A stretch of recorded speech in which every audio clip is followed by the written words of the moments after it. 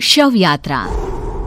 अमरपुर नाम के एक गांव में विमल हलवाई अपने 2 छोटे बच्चों और बीवी के साथ रहता है। विमल की पत्नी ज्योति भूत प्रेत जादू टोने में बहुत माना करती थी। इसका बिल्कुल विपरीत विमल इन चीजों को दक्यानुसी माना करता था। रोज की तरह विमल अपने मिठाई की दुकान जाने के लिए निकलने की हड़बड़ी में होता है। मैं निकलता हूँ ज्योति, देरी हो जाएगी, दुकान भी खोलनी है मुझे। अजी ध्यान से, आज अमावस्या है। रास्ते में कोई कपड़ा या कुछ भी गिरा हो तो उसे लांग मत दीजिएगा, बगल से चली जाइएगा। अरे ऐसे तो तुम मुझे पागल ही कर दोगी क्या? हाँ, मैं नीचे देखकर चलूं कि सामने से कोई गाड़ी घोड़ा आकर मेरे ऊपर से चला जाए? दोनों हालत में तो मेरी ही मौत है। अरे क्यों सुबह सुबह इतनी अपसुगनी बातें कह रहे हो जी?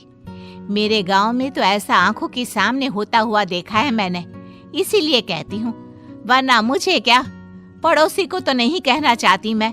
पति हैं आप मेरे, इसलिए बोल रही हूँ। विमल अपनी मिठाई की दुकान चला जाता है।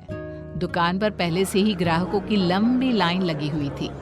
ये लो, वहाँ ज्योति अमावस्या को लेकर परेशान है और आज तो हमेशा से ज्यादा ही लंबी लाइन लगी पड़ी है। अच्छी खासी बिक्री होगी आज। विमल दुकान खोलता है। एक के बाद एक ग्राहक उसकी दुकान पर मिठाई ले रहे होते हैं। तभी गांव की एक बूढ़ी औरत विमल से कहती है, जिस तेजी से बिक्री हो रही है, कहीं किसी की नजर ना लग जाए, नींबू मिर्ची टांग ले। अरे क्या चाची तुम भी, ये सब नजर बजर कुछ नहीं होता है। कैसे लोग हैं मेरे आसपास। अपनी दुकान से शाम को विमल हंसते कूदते वापस घर आता है। हाँ, आज तो अच्छी खासी बिक्री हुई है। एक महीने में जितनी बिक्री होती है, एक ही दिन में आज उतने पैसे कमा लिए मैंने। ये तो बहुत अच्छा हुआ जी, आज ही घर की नजर उतारी है मैंने। बिक्री तो अच्छी होनी ही थी। अच्छा, तुम खाना लगा दो, सारा माल बिक चुका है। मुझे शहर जाना होगा, कुछ चीजों की जरूरत पड़ेगी। रात भर मिठाई बनाऊंगा, तब जाकर कल सुबह दुकान खोल पाऊंगा। खाना खाकर विमल शहर जाने के लिए निकल पड़ता है। सुनिए जी, ध्यान से जाइएगा। चौरस्ते पर किसी जादू टोने की चीज पर पैर मत रख दीजिएगा। हे भगवान, हद हो गई ज्योति, ये तो मैं जा रहा हूं। विमल गुस्से से शहर जाने निकल पड़ता है। रात का काला घना अंधेरा, चांद की एक भी किरण ना होने के कारण अंधेरे में कुछ भी देख पाना मुश्किल था। जंगल के बीच के एक अधकच्चे रास्ते से विमल जा रहा होता है।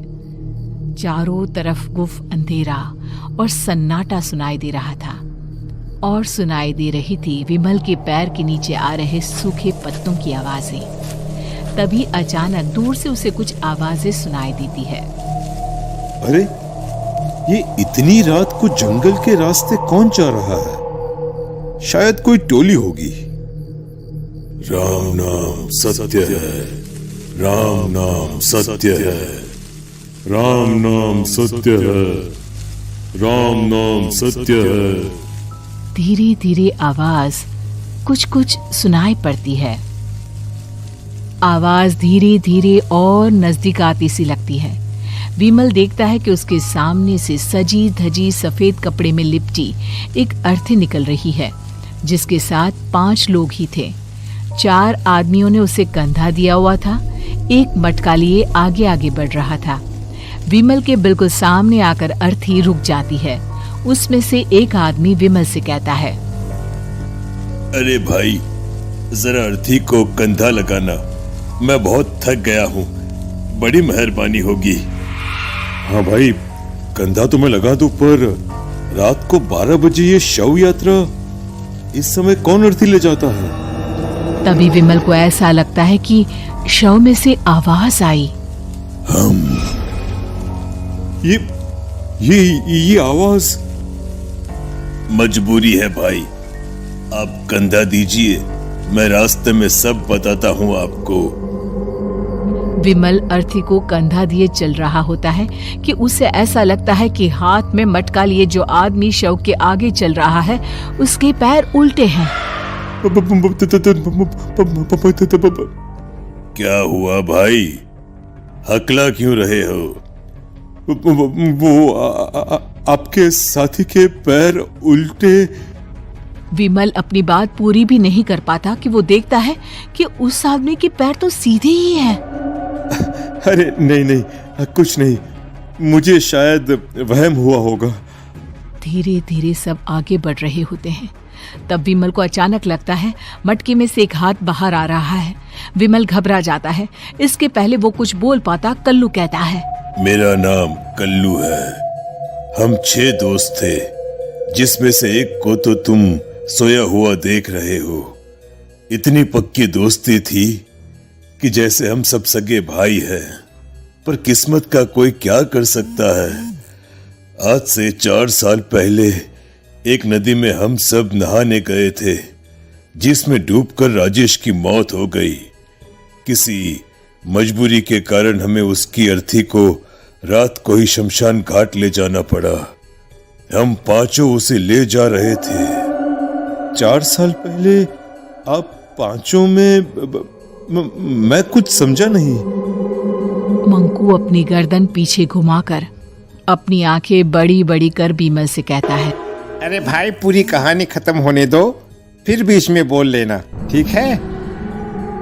तभी रास्ते में एक हादसे में अपने दोस्त के साथ हम सभी मर गए। वो सामने देखो, हमारा दोस्त। विमल सामने देखता है। उसे दिखता है कि एक ऐसा आदमी जिसका शरीर कई जन्मों से पानी के अंदर रहने के कारण सफेद पड़ गया है। उसकी आंखें बाहर की ओर निकली हुई थी। फिर ये अर्थी किसकी है? अर्थी के साथ के लोग अर्थी को नीचे रखते हुए एक साथ विमल की ओर देखते हुए कहते हैं, तुम खुद ही देख लो। विमल शव पर से सफेद कपड़ा हटाता है। शव की जगह खुद को ही देखकर विमल के होश उड़ जाते हैं। वो शव विमल की ही थी। पलक झपकते ही विमल उस अर्थी की जगह पर होता है। 6 के 6 दोस्त उसी तरह अर्थी को उठाकर चलने लग जाते हैं। राम नाम सत्य है। राम नाम सत्य है। राम नाम सत्य है।